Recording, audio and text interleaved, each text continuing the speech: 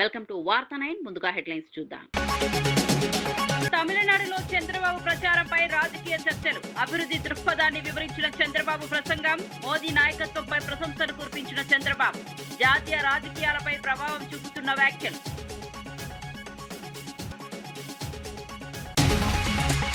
హరీష్ రావు బీజేపీలో చేరుతున్నారన్న వార్తలను ఖండించిన Sanjay. TRS BJP పొత్తు ప్రచారం అవాస్తవమన్న బండి సంజయ్. కాంగ్రెస్ మైండ్ గేమ్ ఆడుతోందన్న కేంద్ర మంత్రి ఆరోపణలు. బీజేపీ స్వతంత్రంగా రాజకీయాలు చేస్తుందని సంజయ్ స్పష్టం.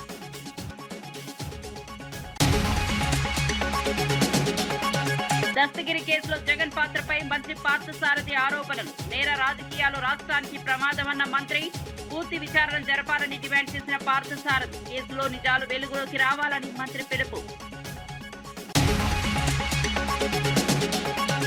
ఆర్టీసీ సమస్యలపై ప్రభుత్వం సానుకూలంగా ఉందన్న పొన్నం. కార్మిక డిమాండ్లపై కమిటీ ఏర్పాటు చేశామన్న మంత్రి వ్యాఖ్యలు. నివేదిక ఆధారంగా చర్యలు తీసుకుంటున్నామన్న పొన్నం ప్రభాకర్. ఆర్టీసీ బలోపేతమే ప్రభుత్వ లక్ష్యమన్న మంత్రి స్పష్టం. కేసీఆర్ ప్రసంగానికి భారీ ప్రజాదరణ అన్న హరీష్ రావు. రేవంత్ ప్రసంగానికి తక్కువ స్పందన వచ్చిందన్న వ్యాఖ్యలు. ప్రజల్లో కేసీఆర్ ప్రభావం కొనసాగుతుందన్న హరీష్ అభిప్రాయం. ప్రభుత్వంపై అసంతృప్తి పెరుగుతోందన్న హరీష్ రావు. కేసీఆర్ ప్రసంగానికి వచ్చిన ప్రజాదరణపై మాజీ మంత్రి హరీష్ రావు వ్యాఖ్యలు చేశారు. కేసీఆర్ మాట్లాడిన ప్రసంగాన్ని లక్షలాది మంది వీక్షించగా సీఎం రేవంత్ రెడ్డి ప్రసంగాన్ని తక్కువ మంది మాత్రమే చూశారని పేర్కొన్నారు. ఇది ప్రజల్లో ఎవరి ప్రభావం ఎక్కువగా ఉందో చూపుతుందని అన్నారు. కేసీఆర్ నాయకత్వానికి ఇంకా ప్రజల్లో విశ్వాసం ఉందని స్పష్టం చేశారు. ప్రస్తుత ప్రభుత్వంపై ప్రజల్లో అసంతృప్తి పెరుగుతోందని ఆరోపించారు. ఈ వ్యాఖ్యలతో రాజకీయ వాతావరణం మరింత వేడెక్కితే ప్రజా మద్దతు తమ వైపే ఉందని హరీష్ రావు ధీమా వ్యక్తం చేశారు. చూడడం జరిగింది. రేవంత్ రెడ్డి గారి ప్రసంగాన్ని కేవలం 4 లక్షల మంది మాత్రమే లైవ్ లో చూసినారు. అంటే not even 10% of the viewership. KCR గారి వ్యూవర్షిప్ లో 10% కూడా రేవంత్ రెడ్డి గారికి వ్యూవర్షిప్ లేదు. అంటే ప్రజలు కేసీఆర్ గారి పట్ల ఎంత గౌరవంగా ఉన్నారు, 2.5 ఏళ్లలో నీ స్థాయి ఎక్కడి నుంచి ఎక్కడికి పడిపోయిందో స్పష్టంగా అర్థమవుతుంది. దానికి ఇంకో లైవ్ కూడా చూపిస్తాను నేను. బీఆర్ఎస్ పార్టీ అఫీషియల్ వెబ్సైట్లో మా న్యూస్ ఛానల్లో 2000 మంది కేసీఆర్ గారిది 2K లైవ్ చూస్తూ ఉన్నారు నిన్న. అదేవిధంగా రేవంత్ రెడ్డి గారు చూస్తే ఇది కాంగ్రెస్ పార్టీ అఫీషియల్ వెబ్సైట్, 54 మంది చూస్తున్నారు. ఎక్కడ 54, ఎక్కడ 2000? అది 54, ఇది 2000. ఆర్టీసీ కార్మికుల డిమాండ్లపై ప్రభుత్వం సానుకూలంగా ఉందని మంత్రి పొన్నం ప్రభాకర్ తెలిపారు. ప్రయాణికులకు ఇబ్బందులు కలగకుండా సమస్యలను పరిష్కరించడమే ప్రభుత్వ లక్ష్యమని అన్నారు. కార్మికుల సమస్యలను పరిశీలించేందుకు 4 అధికారులతో కమిటీ ఏర్పాటు చేసినట్లు వెల్లడించారు. ఉద్యోగులు తమ సమస్యలను కమిటీ ముందు వినిపించాలని సూచించారు. నివేదిక ఆధారంగా ప్రభుత్వం చర్యలు తీసుకుంటుందని చెప్పారు. ప్రతిరోజు లక్షలాది మంది ఆధారపడే ఆర్టీసీ సంస్థను బలోపేతం చేయడమే లక్ష్యమని స్పష్టం చేశారు. తాత్పర్యం జరగచ్చు. ఏది ఏమైనా ఇప్పుడు అధికారులతోటి అన్ని రకాల అంశాలను చర్చించడానికి 4 వారాల కాల వ్యవధితోటి కమిటీ ఏర్పాటు చేసినాం. నేను ఆర్టీసీ ప్రజలందరినీ కూడా మరి కమిటీకి వాళ్ళ యొక్క అంశాలను విన్నవిస్తే గౌరవ ఉప ముఖ్యమంత్రి గారు నేను ప్రభుత్వం తరఫున కూర్చొని అధికారుల దగ్గర నివేదిక తీసుకొని అదేవిధంగా అవసరమైన ఉద్యోగ ప్రజలందరితో కూడా కలిసి తప్పకుండా అన్ని సమస్యలు పరిష్కరిస్తాం. దాదాపు 65 లక్షల మంది ప్రయాణికులు రోజు, అందులో గ్రామీణ ప్రాంత పేద ప్రజలు రోజు ఉపాధి కోసం శ్రమపడేటువంటి వాళ్ళు ప్రయాణించేటువంటి ఈ బస్ ప్రయాణం పేదవాడి లైఫ్ లైన్. దాని ఉద్యోగులుగా మీరు, ప్రభుత్వంగా మనము కలిసి ఇబ్బంది లేకుండా చూసే బాధ్యత ఉంది. తప్పకుండా వాళ్ళకు సంబంధించినటువంటి సంక్షేమము, ఉద్యోగులది, ప్రయాణికుల సౌకర్యము, సంస్థ పరిరక్షణ తప్పకుండా చూస్తాం.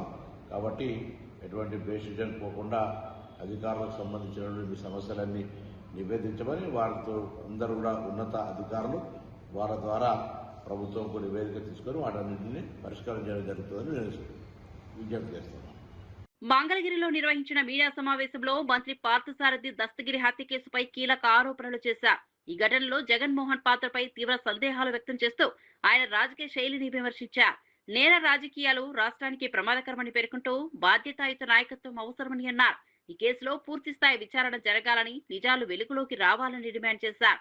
మీడియా సమావేశం ద్వారా ప్రజల దృష్టిని ఈ అంశంపై మళ్లించే ప్రయత్నం చేశారు. ప్రజల్ని బెదిరించి కారు చౌకగా అమాయకుల్ని బెదిరించి వాళ్ళ దగ్గర నుంచి వాళ్ళని చిత్రహింసలు చేసి భూములన్నీ కూడా లాక్కున్న విషయం ఈరోజు అందరూ కూడా చెప్పుకుంటున్నారని చెప్పేసి తెలియజేస్తా ఉన్నాను. ఇది వాస్తవం కాదా చెప్పమని చెప్పేసి కూడా నేను అడుగుతా ఉన్నా. నేను దస్తగిరి గారి ఇంట్లో దాదాపు 150-175 డాక్యుమెంట్స్ దొరికినాయి అంటే 5 సంవత్సరాల్లో వీళ్ళు చేసిన పరిపాలన ఏంటి, కడపలో చేసిన కార్యక్రమాలు ఏంటో కూడా స్పష్టంగా అర్థమవుతాయని చెప్పేసి కూడా నేను ఈ సందర్భంగా నేను తెలియజేస్తా ఉన్నాను. నేను మరి అంతేకాదు, ఈయన కడప జిల్లా గూడూరు దగ్గర జగన్మోహన్ రెడ్డి గారి రవీంద్రనాథ్ రెడ్డి మేనమామ రవీంద్రనాథ్ రెడ్డి గారికి ఒక బ్రహ్మాండమైన గృహాన్ని నిర్మించిన విషయం వాస్తవా కాదా? ఇప్పుడు కూడా గృహప్రవేశం జరగలేదు. అది వాస్తవా కాదా అని చెప్పేసి నేను ప్రశ్నిస్తా ఉన్నా. నేను దస్తగిరికి మాకు సంబంధం లేదని చెప్పేసి కడప వైసీపీ నాయకులు చెప్పే దమ్ముందని చెప్పేసి కూడా అడుగుతా ఉన్నాను ఆయనకి. అంతేకాకుండా రామాంజరెడ్డి పేరు మీద 30 దాకా డాక్యుమెంట్స్, ఎవరు రవీంద్రనాథ్ రెడ్డి గారి కుమారుడి పేరు మీద 30 డాక్యుమెంట్స్, రవీంద్రనాథ్ రెడ్డి సతీమణి గారు అరుణ్ కుమార్ గారి పేరు మీద మరికొన్ని డాక్యుమెంట్లు. వీళ్ళంతా ఎవరికి బినామీలు అని ప్రజలు ఆలోచించాల్సిన అవసరం ఉందని చెప్పేసి మనం చేస్తాను. వైసీపీ నాయకులు కార్యకర్తలు కూడా ఆలోచించుకోవాలి. ఈ విధానం ప్రజాస్వామ్యంలో అంటే ఎంతో కొంతమంది అయినా సరే ప్రజాస్వామ్యాన్ని గౌరవించే వాళ్ళు ఈ పార్టీలో ఉంటారని చెప్పేసి ఆలోచనతో నేను మాట్లాడుతున్నాను. నేను అసలు ఈ విధానాల్ని మీరందరూ ఆమోదించగలరా అని చెప్పేసి అడుగుతా ఉన్నా. నేను నాగుపాము నీడ కిందుండి ఏదో నీడలో ఉన్నామని చెప్పేసి బీజేపీలో హరీష్ రావు చేరుతారన్న వార్తలను కేంద్ర మంత్రి బండి సంజయ్ ఖండించారు. బీఆర్ఎస్ బీజేపీ మధ్య పొత్తు కోసం హరీష్ ప్రయత్నిస్తున్నారని వస్తున్న ప్రచారం అవాస్తవమని అన్నారు. కాంగ్రెస్ ఈ విషయంపై మైండ్ గేమ్ ఆడుతోందని విమర్శించారు. బీజేపీ ఎప్పుడూ స్వతంత్రంగా రాజకీయాలు చేస్తోందని, ఎవరితోనూ రాజీ పడదని స్పష్టం చేశారు. గతంలో కాంగ్రెస్ బీఆర్ఎస్ కలిసి పనిచేసిన సందర్భాలను గుర్తు చేశారు. ప్రజలను గందరగోళానికి గురి చేయడానికి తప్పుడు ప్రచారం జరుగుతోందని పేర్కొన్నారు. సార్, సంజయ్ గారు ఇప్పుడు బీజేపీ నేతలతోని హరీష్ రావు భేటీ అయినాడని చెప్పేసి నిన్న బాగా ప్రచారం జరిగింది కదా, మీతో వాళ్ళ కాంగ్రెస్ పార్టీలో ద్వంద్వ విధానాలు. ఒక ఆయన ఎవరు తెలుసా, అలిగిపోయారు. జీవన్ రెడ్డి చేరికను ఇద్దరు ఒప్పుట్లేదు, అలిగిపోయారని ఒక ఆయన అంటాడు. ఇంకో ఆయన అంటాడు బీజేపీలో హరీష్ రావు చేయడానికి వెళ్ళాలని ఇంకో ఆయన అంటాడు. రాష్ట్ర ముఖ్యమంత్రి ఏమంటాడు, ఏడాడ కలిసిండు, ఎవరు కలిసిండు, బీఆర్ఎస్ కును బీజేపీకి అలయన్స్ కోసం పోయినాడ. హరీష్ రావు అనే వ్యక్తి అలిగిపోయిందని వీళ్ళే అంటారు బీఆర్ఎస్ పార్టీ మీద. అలిగిపోయిన వ్యక్తి బీఆర్ఎస్ కు బీజేపీ అలయన్స్ కోసం ప్రయత్నం చేస్తాడా? అలిగిపోయిన వ్యక్తి బీఆర్ఎస్ తోని ఇది అనేది ప్రజల వాళ్ళు నమ్మలేరే. ఇక మీరు అడుగు పని చేయరు. ఎందుకంటే ఇప్పుడు మీరు ముసళ్ళు అయిపోయారు, మేము ముసళ్ళు అయిపోయారు. ఇప్పుడు 2014 స్టార్ట్ చేశారు బీజేపీ బీఆర్ఎస్ ఒకటే అలయన్స్. ఎక్కడ అలయన్స్? కాంగ్రెస్ బీఆర్ఎస్ కలిసి పోటీ చేసింది. మళ్ళీ చెప్తున్నాను, కాంగ్రెస్ బీఆర్ఎస్ కలిసి పోటీ చేసింది, కలిసి అధికారాన్ని పంచుకున్నారు. టీడీపీ బీఆర్ఎస్ కలిసి పోటీ చేశారు, కలిసి అధికారం పంచుకున్నారు. మేము ఎప్పుడన్నా టీడీపీతో బీఆర్ఎస్ తోని కలిసి పోటీ చేసినామా? ఎప్పుడన్నా కలిసి అధికారం పంచుకున్నామా? వాళ్ళు తెలంగాణ రాష్ట్రంలో, ఆంధ్రప్రదేశ్లో అధికారం పంచుకున్నారు, ఢిల్లీలో అధికారం పంచుకున్నారు. కేంద్ర మంత్రి అయ్యాడు, ముఖ్యమంత్రి కేసీఆర్ కేంద్ర మంత్రి అయ్యాడు. ఎవరు గవర్నమెంట్లో అయ్యాడు? తెలంగాణ రాష్ట్రంలో టీఆర్ఎస్ పార్టీ నాయకులు, మంత్రులు అయ్యారు. ఎవరు గవర్నమెంట్లో అయ్యారు? కాంగ్రెస్ అప్పుడు టీఆర్ఎస్ కలిసింది కదా, మేము కలిసాం ఎప్పుడైనా? ఇప్పుడు కలిసి ఉండేది మీరు, రేపు కలిసేది మీరు. ఇప్పుడు రేవంత్ రెడ్డి భయం అదే కదా. తమిళనాడు ఎన్నికల ప్రచారంలో సీఎం చంద్రబాబు చేసిన వ్యాఖ్యలు రాజకీయ వర్గాల్లో చర్చనీయాంశమయ్యాయి. చెన్నైలో చేసిన ప్రసంగాల్లో అభివృద్ధి, మౌలిక వసతులపై తన దృష్టిని వివరించారు. ప్రధాని మోదీ దృష్టి దేశ అభివృద్ధిపై ప్రశంసలు కురిపించారు. తెలుగు రాష్ట్రాల్లో విమానాశ్రయాల అభివృద్ధిపై కూడా ప్రస్తావించారు. ఈ వ్యాఖ్యలు ప్రాంతీయ రాజకీయాలతో పాటు జాతీయ రాజకీయాలపై కూడా ప్రభావం చూపుతున్నాయి. మద్దతుదారులు ఆయన అభివృద్ధి దృక్పథాన్ని స్వాగతిస్తుండగా, విమర్శకులు రాజకీయ ఉద్దేశాలను ప్రశ్నిస్తున్నారు. Always is thinking what is happening globally, how to do beyond global best practices, either administration, either reforms, either technology, you name anything. That is where I am admiring him. Long back, 30 years back, I started technology, majority you are aware.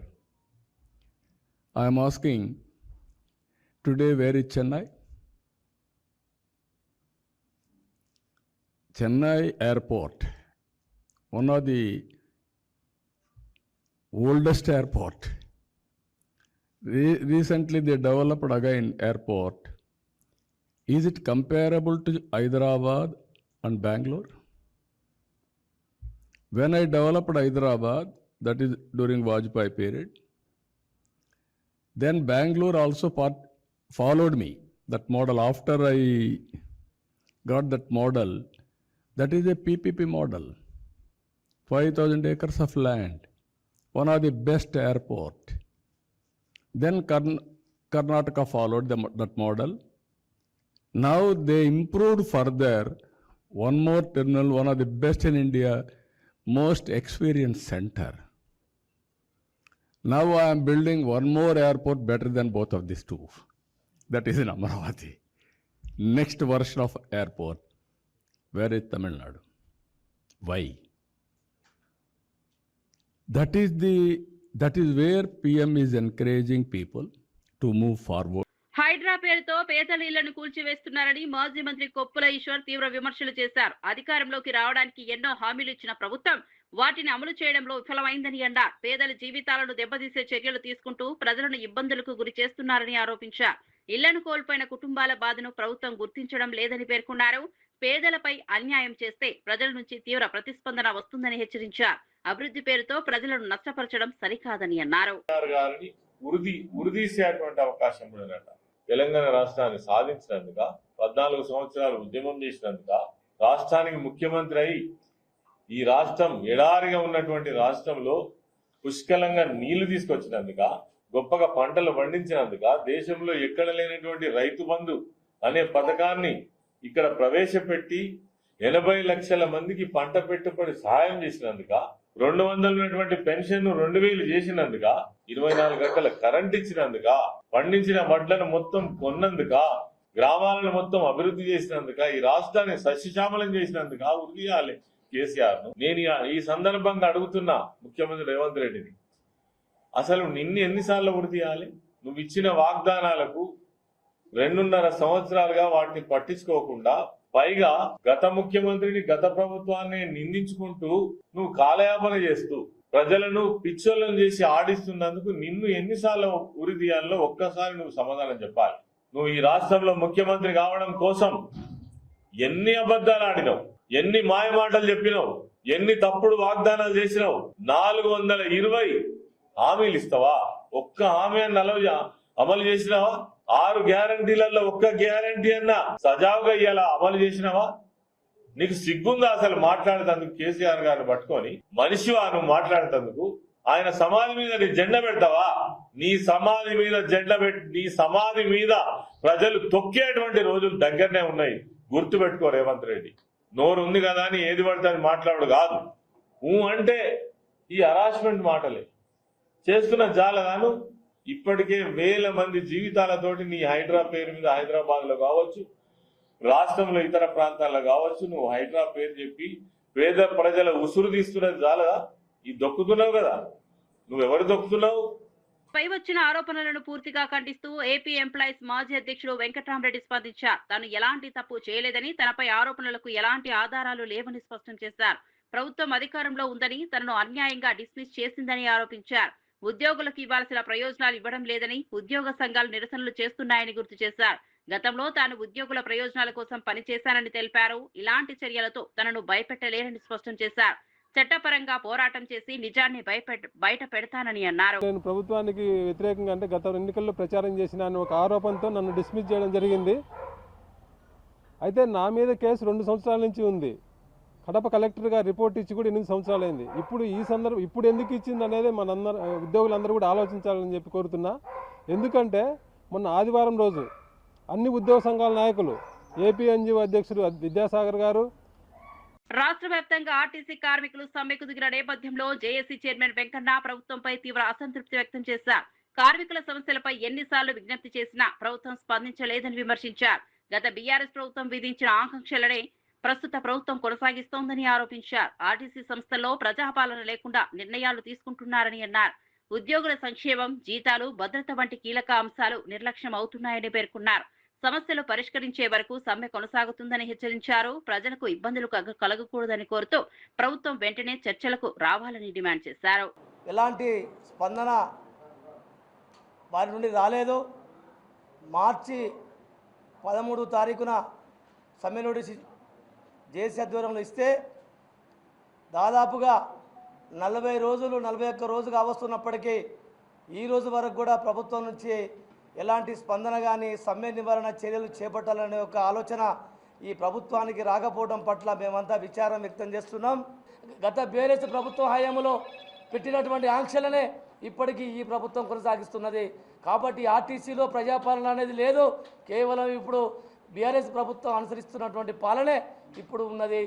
ఈరోజు మన పూర్వీకులు మీరు మేమందరం కష్టపడి పనిచేసి సంపాదించుకున్నటువంటి ఈ RTC ఆస్తులను స్థలాలను ఈ ఆర్టీసీ భూములను మొత్తం ప్రైవేటు వ్యక్తులకు దారదత్తం చేస్తుంటే మీకు మనసు ఎట్లా ఒప్పుతుంది? కనీసం కొద్దినన్నా మీరు ఆత్మవిమర్శన చేసుకొని ఈ సమ్మెకు సహకరించవలసిందిగా కోరుతున్నాం. కేసీఆర్ రేవంత్ రెడ్డి ఒకరినొకరు కాపాడుకుంటున్నారని బీజేపీ రాష్ట్ర అధ్యక్షుడు రామచంద్రరావు ఆరోపించారు. ఇద్దరు రాజకీయంగా పరస్పరం సహకరిస్తూ ప్రజలను తప్పుదోవ పట్టిస్తున్నారని విమర్శించారు. కాళేశ్వరం ప్రాజెక్టుపై పూర్తి స్థాయి విచారణకు కాంగ్రెస్ ప్రభుత్వం ముందుకు రావడం లేదని అన్నారు. కేవలం కొన్ని బ్యారేజీలకే విచారణ పరిమితం చేయడం అనుమానాలకు తావిస్తోందని పేర్కొన్నారు. ప్రజలకు నిజాలు తెలియకుండా రాజకీయ ప్రయోజనాల కోసం వ్యవహరిస్తున్నారని ఆరోపించారు. కాంగ్రెస్ బీఆర్ఎస్ సభలు రాష్ట్ర రాజకీయాలపై ప్రభావం చూపవని అన్నారు. మేము ఆ రోజు డిమాండ్ చేస్తే వాళ్ళు వచ్చి ఇక్కడ ఎంక్వైరీ చేస్తే ఇక్కడ ఆ కట్టడాల మీద జరిగినటువంటి ఒక అవకతవకల మీద నాణ్యత మీద మేము మాట్లాడినాం. మీరు అది తీసుకొని ఇంకా దాన్ని ఎంక్వైరీ చేయలేదు. మీకు ఉండొచ్చు కృతజ్ఞతలు, కేసీఆర్ గారిని కృతజ్ఞత ఉండొచ్చు, ఎందుకంటే మీకు నోటు ఓటు కేసులో వారు రక్షించారు. ఇప్పుడు మీరు వారిని రక్షించే ప్రయత్నం చేస్తున్నారు కాళేశ్వరంలో. దయచేసి తెలంగాణ ప్రజలతో మీరు ఆడుకోకండి. తెలంగాణ ప్రజలకు వాస్తవాలు చెప్పాలి. మీరు కేవలం ఇద్దరు కూడా భయపడి బీజేపీ యొక్క పెరుగుదలతో భయపడి ఈరోజు ఈ ఇద్దరు కూడా నాటకాలు చేస్తున్నారు. ఒకడు అక్కడ మీటింగ్ పెడతాడు, ఒకడు ఇక్కడ మీటింగ్ పెడతాడు. ఆ మీటింగ్లో పస ఉండదు, ఏముండదు. మీ ఇద్దరు ఒక్కొక్కరు కాలు మొక్కుని ఒకరికొకరు రక్షించుకుంటారు. మా కాలు మొక్కాల్సిన అవసరం ఎవరు లేరు, అవసరం కూడా లేదు. మేము ప్రజల కాలు మొక్కుతాము. ఇద్దరిని మీరు అర్థం చేసుకున్నారు. బీజేపీకి అవకాశం ఏమని చెప్పేసి కూడా నేను తెలియజేస్తాను. నిన్న 2 సభలు కూడా రాజకీయమైన ప్రభావం తెలంగాణ లేదు అని స్పష్టం చేస్తాను. మూసీ పునరుజ్జీవం ప్రాజెక్టు టెండర్లలో అవకతవకలు జరుగుతున్నాయని బీజేపీ నేత రఘునందన్ రావు ఆరోపించారు. కాంట్రాక్టర్లను బెదిరిస్తూ టెండర్లలో పాల్గొనకుండా అడ్డుకుంటున్నారని అన్నారు. కాళేశ్వరం నిర్మాణంలో కీలకంగా ఉన్న అదే సంస్థకు పనులు ఇవ్వడం అనుమానాస్పదమని పేర్కొన్నారు. కాంగ్రెస్ బీఆర్ఎస్ ఒకరినొకరు కాపాడుకుంటున్నాయని విమర్శించారు. అందుకే కాళేశ్వరం ప్రాజెక్టును సిబిఐ విచారణకు ఇవ్వలేదని ఆరోపించారు. ప్రజల డబ్బుతో జరిగే ప్రాజెక్టులో పారదర్శకత ఉండాలని డిమాండ్ చేశారు. పూర్తి స్థాయి విచారణ జరిపి బాధ్యులపై చర్యలు తీసుకోవాలని అన్నారు. ఏదైతుందో అది కాళేశ్వరం కట్టిన సంస్థనే మూసిని కూడా డెవలప్ చేస్తామనేటువంటి పేరు మీద ముందుకు వస్తా ఉంది. ఇద్దరు అట్లే తిట్టుకుంటూ ఉండండి, బట్ కేసులు పెట్టుకోవద్దు, అరెస్టులు చేయొద్దని వాళ్ళ లావాదేవీలన్నింటినీ సాఫ్గా నడుపుతున్నటువంటి సంస్థ కాళేశ్వరం నిర్మాణం లోపల ప్రముఖ పాత్ర పోషించినటువంటి సంస్థ. అందుకని ఈయన సిబిఐ విచారణ ఈయన అడిగాడు, ఆయన అట్లే నడిపిస్తా ఉంటాడు. నిన్న నీళ్ల శాఖ మంత్రి అనుకుంటాడు పోయి చెప్తున్నాడు, దోషుల్ని ఎవరిని వదిలిపెట్టం. ఎన్ని రోజులైంది సార్? జగిత్యాలలో జరిగిన సభపై తెలంగాణ జాగృతి అధ్యక్షులు కవిత తీవ్ర వ్యాఖ్యలు చేశారు. వయసైన నేతలను యువకులుగా చూపించడం రాజకీయంగా సరైంది కాదని ఎద్దేవా చేశారు. రాష్ట్రంలో నిజమైన యువతకు అవకాశాలు ఇవ్వకుండా కేవలం కొందరినే ముందుకు తెస్తున్నారని విమర్శించారు. కొత్త రాజకీయ పార్టీ ద్వారా యువతకు మంచి అవకాశాలు కల్పిస్తామని హామీ ఇచ్చారు. బీఆర్ఎస్ పార్టీలో మహిళలకు సరైన గౌరవం లేదని కూడా ఆరోపించారు. యువత మహిళలకు ప్రాధాన్యత ఇవ్వాల్సిన అవసరం ఉందని పేర్కొన్నారు. రాజకీయాల్లో కొత్త మార్పు అవసరమని ప్రజలు కూడా దీనిని గుర్తించాలని అన్నారు. పార్టీలో యూత్ కి మంచి అవకాశాలు ఉంటాయి కాబట్టి యంగ్ పార్టీగా ఉండేటటువంటి కొత్త చేంజ్ తీసుకొచ్చే పార్టీ వైపు ప్రజలు చూడాలని చెప్పి నేను రిక్వెస్ట్ చేస్తా ఉన్నా. ఎట్ ద సేమ్ టైం మీరు బీఆర్ఎస్ పార్టీ పెట్టినటువంటి సభను అబ్జర్వ్ చేసినట్టయితే కేంద్ర ప్రభుత్వాన్ని పల్లెత్తు మాట అనలేదు. జాతీయ పార్టీని అని చెప్పుకునేటటువంటి పార్టీ ఇవాళ దేశవ్యాప్తంగా చర్చ అవుతున్న అంశం ఏంది? మహిళా బిల్లు, డీలిమిటేషన్. ఈ రెండిటి మీద కనీసం పల్లెత్తు మాట అనలేదు. ఆడబిడ్డలకు ఒక భరోసా ఇవ్వలేదు. రాజకీయంగా మీరు ముందుకు రావడానికి మేము నిలబడి ఉంటాం, మీకు అండగా ఉంటాం అనే భరోసా ఇవ్వలేదు. అంటే ఆ పార్టీలో ఆడబిడ్డలకు ఎప్పుడు గౌరవం ఉండదు అనుకోండి, అది వేరే విషయం. కానీ చూస్తే మందేమనుకుంటారు అనడానికన్నా కనీసం మరి మహిళా బిల్లు పోయింది, మేము జాతీయ పార్టీ, దాని మీద మాకు విధానం ఉంటుంది, దీని మీద మేము పోరాటం చేస్తామన్న మాట కూడా బీఆర్ఎస్ పార్టీ మాట్లాడకపోవడం అన్నది నిజంగా శోచనీయం. జగిత్యాల ఎమ్మెల్యే సంజయ్ కుమార్ వ్యాఖ్యలపై బీఆర్ఎస్ నాయకురాలు దావా వసంత తీవ్రంగా స్పందించారు. జీవన్ రెడ్డి చేరికపై సంజయ్ చేసిన వ్యాఖ్యలను తప్పుపడుతూ ఆయన రాజకీయ స్థితిపై ప్రశ్నలు లేవనెత్తారు. అసలు ఆయన ఏ పార్టీలో ఉన్నారో స్పష్టం చేయాలని డిమాండ్ చేశారు. కాంగ్రెస్ కండువా కప్పుకోలేక బీఆర్ఎస్ లో ఉండలేక అయోమయంలో ఉన్నారని ఎద్దేవా చేశారు. పార్టీ నిర్ణయాలను గౌరవించాల్సిన బాధ్యత ప్రతి నాయకుడిపై ఉంటుందంటూ చెప్పారు. కేసీఆర్ తీసుకున్న నిర్ణయానికి పార్టీ శ్రేణులన్నీ మద్దతుగా ఉంటాయని స్పష్టం చేశారు. ఈ మీడియా కీలక పాత్ర వహించినందుకు మా అందరి పక్షాన కూడా మీకు పేరు పేరున ప్రతి ఒక్కరికి కూడా హృదయపూర్వక ధన్యవాదాలు తెలియజేసుకుంటూ మరి ఆ కార్యక్రమానికి అధ్యక్షత వహించి జిల్లా పార్టీ అధ్యక్షులు విజయసాగరరావు గారు, మా పొప్పు ఈశ్వరన్న గారు, అదేవిధంగా మా చిల్మడ లక్ష్మీనరసింహారావు గారు, సుంకి రవిశంకర్ అన్న గారు, అది మా లోక బాపురెడ్డి గారు, అర్చరణ అన్న గారు, శ్రీకాంత్ అన్న గారు, అదేవిధంగా ఈ కార్యక్రమంలో పాల్గొన్నటువంటి కౌన్సిలర్స్, సర్పంచ్లు, ఇతర ప్రజాప్రతినిధులు, మరి జీవనన్న గారితో పాటు పార్టీలో చేరిన ప్రతి ఒక్కరికి కూడా కేసీఆర్ గారి నాయకత్వంలో పనిచేసే క్రమశిక్షణమైన కార్యకర్తలుగా అందరికీ కూడా మరొక్కసారి స్వాగతం, శుభాకాంక్షలు తెలియజేసుకుంటూ మరి పెద్ద ఎత్తున తరలి వచ్చిన ప్రజలందరికీ కూడా మీడియా ద్వారా కేసీఆర్ను చూడాలి, కేసీఆర్ మాటలు వినాలని ఇచ్చేసిన ప్రతి ఒక్కరికి కూడా మరొక్కసారి హృదయపూర్వక ధన్యవాదాలు తెలియజేసుకుంటూ ఏ స్థాయిలో అయినా కూడా అటు జీవన్ రెడ్డి గారి అభిమానులైనా ఇటు బీఆర్ఎస్ పార్టీ కార్యకర్తలైనా ప్రతి ఒక్కరు కూడా శక్తి వంచన లేకుండా పనిచేసిన ప్రతి ఒక్కరికి కూడా మరొక్కసారి హృదయపూర్వక ధన్యవాదాలు తెలియజేసుకుంటూ ఇదే స్ఫూర్తితోటి అధిష్టానం ఏ కార్యక్రమం ఇచ్చినా కూడా మరి ముందుకు వెళ్లాల్సిందిగా ప్రతి ఒక్కరికి కూడా ఒక కుటుంబం లాగా మనం అందరం కూడా జైత్యాల్ జిల్లాను మన పెద్దలందరి ఆధ్వర్యంలో ప్రతి ఒక్క సమస్య మీద ప్రశ్నించే గొంతుకై పోరాడదామని చెప్పేసి తెలియజేసుకుంటూ మరి ఇవాళ నిన్న ఎమ్మెల్యే గారు మాట్లాడుతూ ఉంటే జీవన్ రెడ్డి గారి చేరికనట ఉద్యమకారులు బీఆర్ఎస్ శ్రేణులు అసంతృప్తి వ్యక్తం చేస్తున్నారు అని చెప్పేసి మాట్లాడుతూ ఉన్నారు. నేను ఇలా ఎమ్మెల్యేని అడుగుతా ఉన్నా, ఇలా జీవన్ రెడ్డి గారు బీఆర్ఎస్ పార్టీ ఇవాళ నిన్న కేసీఆర్ గారి సమక్షంలో కండవా కప్పుకున్నారు. జిల్లా పార్టీ ఆఫీసులో కండవా కప్పుకొని బాజాప్తాగా ఇలా ప్రెస్ మీట్ పెడుతున్నారు. అసలు నీ ఏ పార్టీ నాయనా అని చెప్పేసి అడుగుతా ఉన్నాం. మొన్న ప్రెస్ మీట్ పెట్టినాం, నీ చుట్టుపక్కల అందరేమో కాంగ్రెస్ కండవాలు కప్పుకొని కూర్చున్నారు. సీఎం రేవంత్ రెడ్డి బీజేపీతో టచ్ లో ఉన్నారని బీఆర్ఎస్ ప్రధాన కార్యదర్శి జీవన్ రెడ్డి ఆరోపించారు. కాంగ్రెస్ లోనే కొనసాగుతానని చెబుతున్నప్పటికీ వాస్తవానికి వేరే రాజకీయ వ్యూహం అమలు చేస్తున్నారని విమర్శించారు. బీజేపీతో సంబంధాలను కొనసాగిస్తూ తన రాజకీయ భవిష్యత్తును సురక్షితంగా ఉంచుకునే ప్రయత్నం చేస్తున్నారని అన్నారు. ఈ అనుబంధానికి చంద్రబాబు మధ్యవర్తిగా వ్యవహరిస్తున్నారని ఆరోపించారు. ప్రజల ముందు ఒకలా లోపల మరోలా వ్యవహరించడం ప్రజాస్వామ్యానికి విరుద్ధమని అన్నారు. ప్రజలు ఈ విషయాలను గమనిస్తున్నారని, త్వరలో నిజాలు బయటపడతాయని చెప్పారు. రాజకీయాల్లో పారదర్శకత అవసరమని నాయకులు తమ వైఖరిని స్పష్టంగా చెప్పాలని డిమాండ్ చేశారు. ఎన్డీఏ ప్రభుత్వం మధ్య బీజేపీ మధ్య ఏదైతుందో వారిది చంద్రబాబు నాయుడు ఉన్నాడు, ఈయన అనుకుంటున్నాడు చంద్రబాబు నాయుడు కాపాడతానని చెప్పాను. కాంగ్రెస్ పార్టీ అధిష్టానం ఇవాళ నిర్వీర్యం నిశ్చితమైనట్టు కనబడుతుంది. మరి ఇన్ని కుట్రలు కుతంత్రాలు చేస్తున్నా కానీ మరి ఎందుకు సైలెంట్ ఉంటుందో అర్థం కావటం లేదని చెప్పండి. రాష్ట్రంలో కాంగ్రెస్ పార్టీ సుస్థిరంగా ఉన్నది, 66 స్థానాలు ఉన్నాయి. నీకెందుకే మళ్ళీ ఇంకా కొత్త సభ్యులు? నీ సభ్యులు నీకు నమ్మకం లేదా? ఎందుకో కాంగ్రెస్ పార్టీ అధిష్టానాన్ని ఏదైతుందో ప్రెషర్ టాక్టిక్స్, నీకంటే కుంపటి ఏర్పాటు చేసుకోవాలి.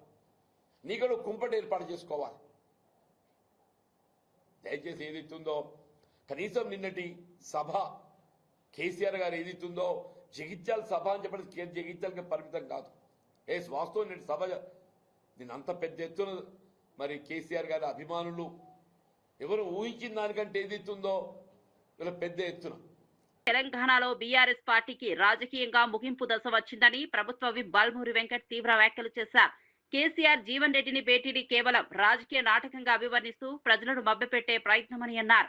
ప్రజల పట్ల నిజమైన చిత్తశుద్ధి ఉంటే అసెంబ్లీలో చర్చకు రావాలని సవాల్ విసిరారు. కేసీఆర్ పై వ్యక్తిగతంగా కూడా తీవ్ర విమర్శలు చేస్తూ ధైర్యం ఉంటే ప్రజల ముందుకు రావాలని అన్నారు. ప్రభుత్వ భూములను కాపాడుతున్న హైడ్రా వంటి సంస్థలపై విమర్శలు చేయడం వెనుక వ్యక్తిగత అసహనం ఉందని ఆరోపించారు. ప్రజలకి మీ వల్ల ఒరిగేదేమి లేదు, వచ్చేదేమి లేదు. నిజంగా మీకు చిత్తశుద్ధి ఉంటే, తెలంగాణ ప్రజల పట్ల మీకు అపారమైన గౌరవము ఉంటే నిన్న మీరు ఆ రకంగా మాట్లాడకపోతుండే.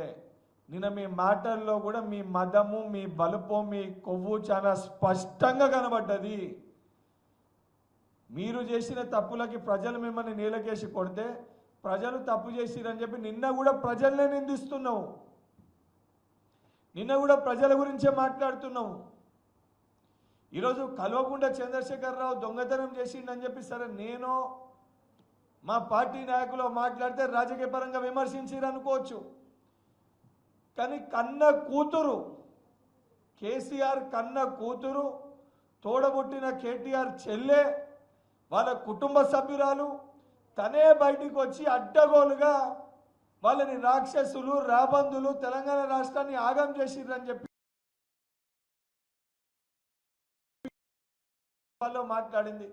సొంత బిడ్డనే తండ్రి పైన అంత నీచానికి దిగజారి వాస్తవాలు చెప్తుంటే, సొంత కుటుంబ సభ్యులే బయటకు వచ్చి నీ పైన విమర్శలు చేస్తుంటే తెలంగాణ ప్రజలు నిన్ను నమ్మే పరిస్థితి ఉంటుందా? ఒకసారి పునరాలోచించుకోవాలి కేసీఆర్ గారు అలియాస్ దుబాయ్ శేఖర్ గారు. ఇవన్నీ పక్కన పెట్టి నీతి మాటలు మాట్లాడి మీ బీఆర్ఎస్ పార్టీ మీ పార్టీలో ఉన్న కొంతమంది వ్యక్తులు ఒళ్ళు పులకరించనీకి లేదా పార్టీ ఎవరు వీడకుండా కాపాడుకునే ప్రయత్నాలు మీరు ఎన్ని చేసినా కూడా బీఆర్ఎస్ చాప్టర్ అనేది తెలంగాణ రాష్ట్రంలో ముగిసింది. మరిన్ని అప్డేట్స్ కోసం చూస్తూనే ఉండండి